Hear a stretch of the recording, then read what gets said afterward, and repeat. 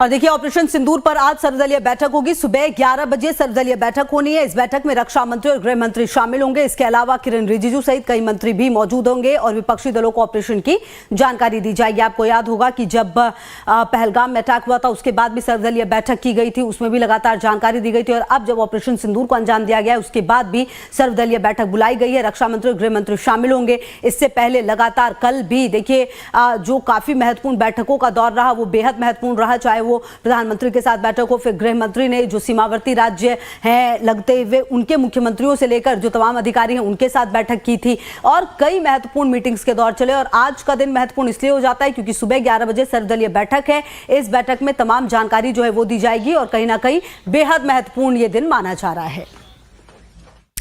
मोदी है तो मुमकिन है, ये स्लोगन भले ही बीजेपी और उनके सहयोगी दलों का हो, लेकिन अब ये सारा देश बोल रहा है। जी हां, पहलगाम हमले के बाद पीएम मोदी ने बिहार के झंझारपुर में जब चुप्पी तोड़ी तो आतंकवादियों को मिट्टी में मिला देने का संकल्प लिया। हमले के ठीक 15वें दिन मंगलवार की आधी रात को पीएम मोदी के संकल्प को भारतीय सेना ने ऑपरेशन सिंदूर के रूप में अंजाम देकर सिद्धि के रूप में तब्दील कर दिया। लिहाजा कांग्रेस ने भी गुलाटी मारी और सेना सहित सरकार की तारीफ की। पेश है संकल्प से सिद्धि तक की ये खास रिपोर्ट।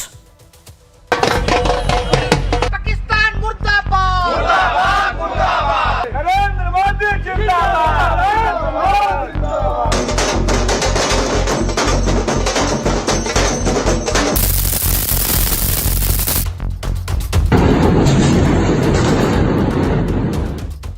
जब कोई संकल्प सिद्धि में तब्दील होता है तो कुछ यूं होता है जैसा आज पूरे हिंदुस्तान में हो रहा है।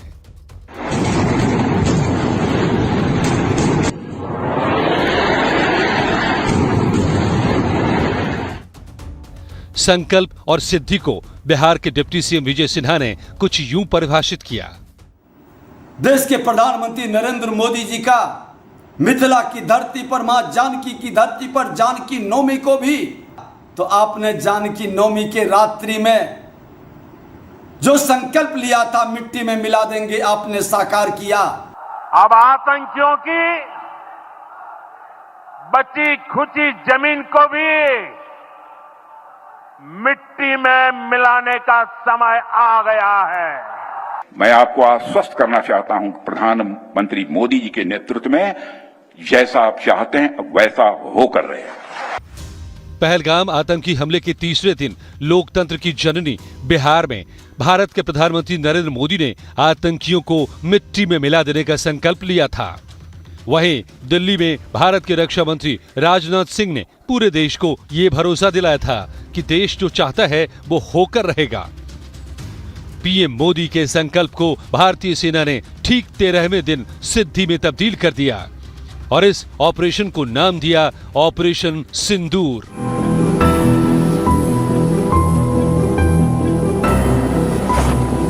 भारत ने इस तरह के सीमा पार हमलों का जवाब देने और उन्हें रोकने तथा उनका प्रतिरोध करने के अपने अधिकार का प्रयोग किया है। ये कार्यवाही नपीतुली, नॉन एस्केलेटरी, आनुपातिक और जिम्मेदारीपूर्ण है। ये आतंकवाद की इंफ्रास्ट्रक्चर को समाप्त करने और भारत में भेजे जाने वाले संभावित आतंकवादियों को अक्षम बनाने पर केंद्रित है। ऑपरेशन सिंदूर 22 अप्रैल को पहलगाम में हुए विभत्स आतंकवादी हमले के शिकार मासूम नागरिकों व उनके परिवारों को न्याय देने के लिए लॉन्च किया गया था। इस कार्रवाई में 9 टेररिस्ट कैंप्स को टारगेट किया गया और पूरी तरह से इसे बर्बाद किया गया। It must be said that the Indian armed forces are fully prepared to respond to Pakistani misadventures, if any, that will escalate the situation. वैसे भी 13 का अंक बीजेपी के लिए शुभ रहा है। आतंकिस्तान के गढ़ पाकिस्तान पर एयर स्ट्राइक के लिए पीएम मोदी ने मंगलवार का दिन चुना, जो कि सनातनियों के लिए पवन पुत्र हनुमान की पूजा अर्चना का दिन होता है। जाहिर है इसके पीछे भी जरूर कोई खास वजह होगी, क्योंकि सनातनी प्रधानमंत्री नरेंद्र मोदी की सलाह पर ही सेना ने पाकिस्तान के खिलाफ एयर स्ट्राइक को ऑपरेशन सिंदूर नाम दिया। सिंदूर जो सुहागिन महिलाओं के लिए प्रतीक मानी जाती है। मित्रों, हमने हनुमान जी के उस आदर्श का पालन किया है जो उन्होंने अशोक वाटिका उजाड़ते समय किया था। ये न मोहि मारा तिन मोहि मारे, हमने केवल उन्हीं को मारा जिन्होंने हमारे मासूमों को मारा। गौरतलब है कि मोदी के संकल्प और राजनाथ के वादे पर कांग्रेस सहित अन्य विपक्षी दलों ने कभी एतबार नहीं किया, लेकिन जैसे ही सेना ने ऑपरेशन सिंदूर को अंजाम दिया, कांग्रेस सहित अन्य विपक्षी दलों के सुर बदल गए। जो कांग्रेस गर्व के साथ सेना से उरी हमले के बाद किए गए सर्जिकल स्ट्राइक का सबूत मांगती थी, आज वो कहते हैं जय हिंद की सेना।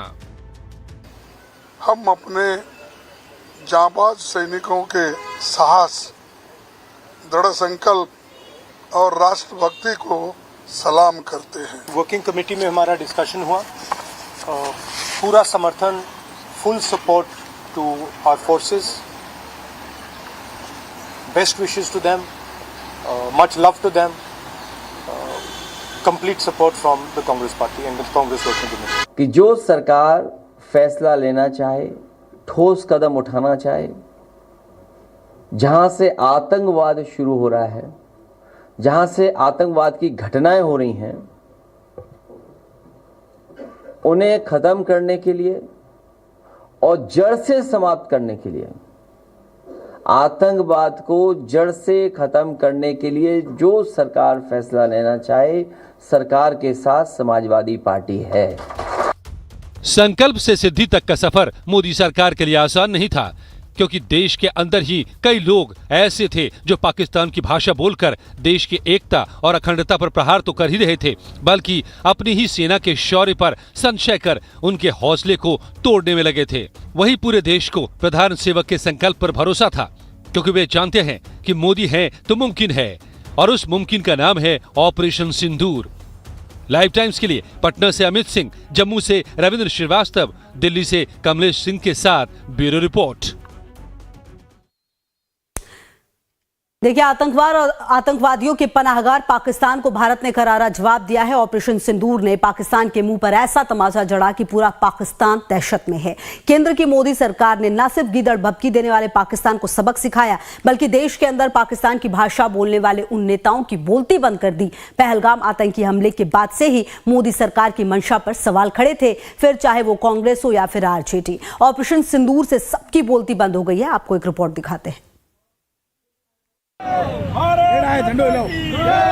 हमारी सेना जिंदाबाद, जिंदाबाद, जिंदाबाद, हमारे सैनिक जिंदाबाद, जिंदाबाद, जिंदाबाद।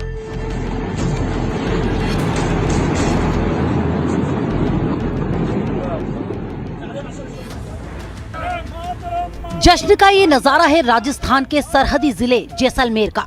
ऑपरेशन सिंदूर की सफलता, या यूं कहें कि भारतीय सेना के शौर्य पर सारा हिंदुस्तान गर्व कर रहा है। मई की तपती दोपहरी में भी दिवाली जैसा माहौल है। एयर स्ट्राइक के बाद जैसलमेर के सीमावर्ती गांव में जबरदस्त उत्साह है। ग्रामीण एक दूसरे को मिठाई खिलाकर खुशियां मना रहे हैं। वहीं भारत माता के जयकारों से सीमाएं गूंज उठी, जिसकी आवाज आतंक परस्त पाकिस्तान तक भी पहुंची। कहीं युवाओं ने हाथों में तिरंगा लेकर जश्न मनाया, तो कहीं महिलाएं भी देशभक्ति के रंग में रंगी नजर आई, तो कहीं मंदिरों में जीत की घंटियां बजी। एक स्वर से सभी ने सिर्फ इतना ही कहा, मातरम, मातरम, मातरम, वंदे मातरम, भारत माता की जय हो। हम सब सीमावर्ती जिले से 37 कौम के लोग यहाँ बैठे हैं। एक ही हम भारतवासी है, और हम चाहते हैं कि मोदी जी ने जो पहले भी काम किया है, तो रात को भी सर्जिकल स्ट्राइक करके जो उनके अड्डे अड्डाए, और भी हमें विश्वास है कि और भी करके पाकिस्तान का सफाया कर दो। 9 जगह पे ठिकानों को यहाँ से एयर अटैक करके बर्बाद कर दिया गया है, और इसलिए भारत सरकार और हमारे देश की सेना को हम और बार बार हम बधाई देते हैं। हाथ जोड़कर भारतीय सेना और प्रधानमंत्री नरेंद्र मोदी से अपील करने वाली यह है जेनिफर नथानियल। 22 अप्रैल को पहलगाम आतंकी हमले में टीआरएफ के खूंखार आतंकियों ने जेनिफर के सुहाग सुशील नथानियाल को हमेशा हमेशा के लिए छीन लिया था, यानी उनकी हत्या कर दी थी। वो कहती हैं, ऑपरेशन सिंदूर से दर्द तो कम हुआ, लेकिन जो जख्म उन 4 दरिंदों ने मुझे और मेरे जैसे 25 अन्य परिवारों को दिया है, वो तभी भरेगा जब मोदी सरकार और हमारी सेना उन 4 जानवरों को मार देगी। वो 4 आतंकी तो हमारे देश के अंदर ही है, वो नहीं गए हैं यहाँ से, उनको भी तो निकालना है। जो ये चीज़ सिखा रहा है उसको हटाना है। मोदी सरकार और भारतीय सेना ने आतंक और आतंकियों के पनाहगार पाकिस्तान से पहलगाम का बदला तो ले लिया, लेकिन अभी भी वो 4 खूंखार आतंकी खुलेआम घूम रहे हैं, जिन्हें मिट्टी में दफन करना जरूरी है, तभी देशवासियों का गुस्सा शांत होगा। अच्छी बात यह है कि सारा देश मोदी सरकार समेत सेना के शौर्य के आगे नतमस्तक है। यहाँ तक कि विपक्ष भी। आरजेडी सुप्रीमो लालू प्रसाद यादव ने ट्वीट कर एक्स पर लिखा, जय हिंद की सेना। वहीं बिहार विधानसभा में नेता प्रतिपक्ष तेजस्वी यादव कहते हैं कि भारतीय सेना ने हर बार माताओं की कोख, बहनों की कलाई और उनके माथे के सिंदूर की रक्षा की है। हम सत्य, अहिंसा और शांति को मानने वाले लोग हैं। हम भारतीय कभी गलत नहीं करते, लेकिन अगर कोई हमारे साथ गलत करता है तो फिर हम सहते भी नहीं। आतंकवाद को पालने पोसने वाले लोग यदि हमारी एकता, अखंडता और संप्रभुता पर प्रहार करेंगे तो हमें एकजुट होकर मुंहतोड़ जवाब देना आता है। आतंकवाद के खिलाफ इस लड़ाई में 140 करोड़ हिंदुस्तानी भारतीय सेना और भारत सरकार के साथ मजबूती से खड़ी है। हिंदुस्तान जिंदाबाद। हम लोगों ने कभी भी किसी का नुकसान नहीं किया, हम लोगों ने कभी भी किसी के साथ गलत नहीं किया, लेकिन अगर हमारे साथ कोई गलत करेगा तो उसको मुंहतोड़ जवाब देना हमें आता है। भारतीय सेना जिंदाबाद, हिंदुस्तान जिंदाबाद, जय हिंद। वहीं बिहार के उप मुख्यमंत्री विजय कुमार सिन्हा और सम्राट चौधरी ने कहा कि भारत ने आतंकवाद और उनके आका पाकिस्तान को मुंहतोड़ जवाब दिया है। आज हर मां भारती के संतान गौरवान्वित है। पहलगांव में हुई बर्बरता का बदला आज भारत ने चुका दिया। आज देश के हर नागरिक के मन मस्तिष्क में एक ही नारा गूंज रहा, जय हिंद की सेना। मैं भारतीय सेना को सैल्यूट करना चाहता हूं। जिस तरह ऑपरेशन सिंदूर को सक्सेस मिला और जिस तरह आतंकियों के ठिकाने में पाकिस्तान में घुसकर मारने का काम भारतीय सेना ने किया है, देश के यशस्वी प्रधानमंत्री जी को और पूरे भारत के लोगों को बधाई देना चाहता हूं। वहीं मध्य प्रदेश कांग्रेस के अध्यक्ष जीतू पटवारी ने 2 टूक कहा है कि जब से पाकिस्तान का निर्माण हुआ तभी से वो आतंकवादियों को पाल पोस रहा है। ऑपरेशन सिंदूर के जरिए हमारे सैनिकों ने पाकिस्तान को करारा जवाब दिया है। सर्जिकल स्ट्राइक पर सवाल खड़े कर सेना से सबूत मांगने वाली कांग्रेस अब बैकफुट पर है और कहती है हम केंद्र सरकार के साथ हैं। यकीन ना हो तो खुद सुनिए जीतू पटवारी की जुबानी। पाकिस्तान का निर्माण हुआ तब से उसकी जनता को, वहाँ के आवाम को नफरत सिखाई, उसी का अवगुण है, उसी का पाप उनको भोगना पड़ रहा है। आज नफरत से राजनीतिक लोग लोगों को भड़काकर भारत के खिलाफ करके आतंकवाद फैला रहे थे, उनके ठिकाने निस्त नामूद हो रहे हैं। ये मैसेज है दुनिया को कि भारत की आन बान शान पे जो भी हमला करेगा उसको भारत देश छोड़ेगा नहीं। और मैं मानता हूं कि इसमें पूरे देश की भावना, राहुल गांधी जी की भावना सरकार के साथ है और कांग्रेस पार्टी की भावना सरकार के साथ है। बहुत खुशी का, हर्ष का विषय है। ऑपरेशन सिंदूर के जरिए भारत ने न सिर्फ पाकिस्तान को करारा जवाब दिया है, बल्कि पूरे विश्व को ये संदेश दिया है कि हम शांति के पुजारी जरूर हैं, लेकिन अपनी आत्मरक्षा के लिए हम किसी भी हद तक जा सकते हैं।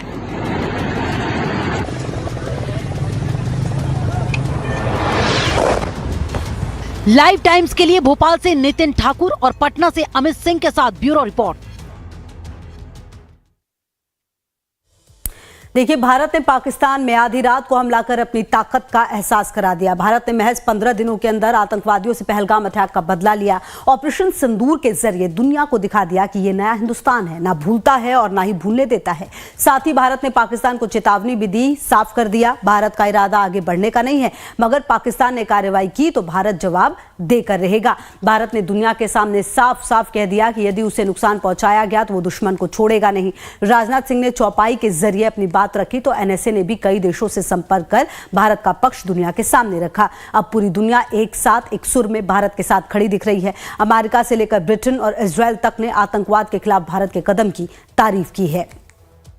ऑपरेशन सिंदूर को तो अंजाम दे दिया गया, लेकिन अब बड़ा सवाल यह है कि इसके आगे क्या होगा। भारत ने ऑपरेशन सिंदूर के जरिए पहलगाम का बदला पूरा कर लिया है, वहीं पाकिस्तान इतना डरा हुआ है कि वो क्या करे क्या ना करे ये सोच ही नहीं पा रहा। पाकिस्तान के रक्षा मंत्री का बयान भी सामने आया। उन्होंने बयान दिया, हम लगातार कह रहे हैं कि हम भारत के खिलाफ कभी भी कोई शत्रुतापूर्ण कार्रवाई नहीं करेंगे, लेकिन अगर हम पर हमला हुआ तो हम जवाब देंगे। अगर भारत पीछे हटता है तो हम निश्चित रूप से इस तनाव को खत्म कर देंगे। इससे पहले रक्षा मंत्री राजनाथ सिंह ने कहा कि देश ने पहलगाम आतंकी हमले का बदला ले लिया है। उन्होंने ऑपरेशन सिंदूर की तुलना हनुमान जी के अशोक वाटिका में किए गए अभियान से की। उन्होंने कहा, जैसे हनुमान जी ने सिर्फ राक्षसी ढांचे को नष्ट किया, वैसे ही भारत ने आतंक का ढांचा नष्ट किया है। देखिए राजनाथ सिंह ने क्या कहा। सरजमी पर हुए हमले का जवाब देने के लिए आतंकियों के अपने राइट टू रिस्पॉन्ड से यह कार्रवाई बेहद सोच समझकर सधे हुए तरीके से की गई है। आतंकियों के हौसले पस्त करने के उद्देश्य से यह कार्रवाई महज उनके कैंप्स और इंफ्रास्ट्रक्चर तक ही सीमित रखी गई है। मैं पुनः हमारे आर्म्ड फोर्सेस के शौर्य को मैं नमन करता हूं। मित्रों, हमने हनुमान जी के उस आदर्श का पालन किया है जो उन्होंने अशोक वाटिका उजाड़ते समय किया था। जिन मोहि मारा तिन मोहि मारे। हमने केवल उन्हीं को मारा जिन्होंने हमारे मासूमों को मारा।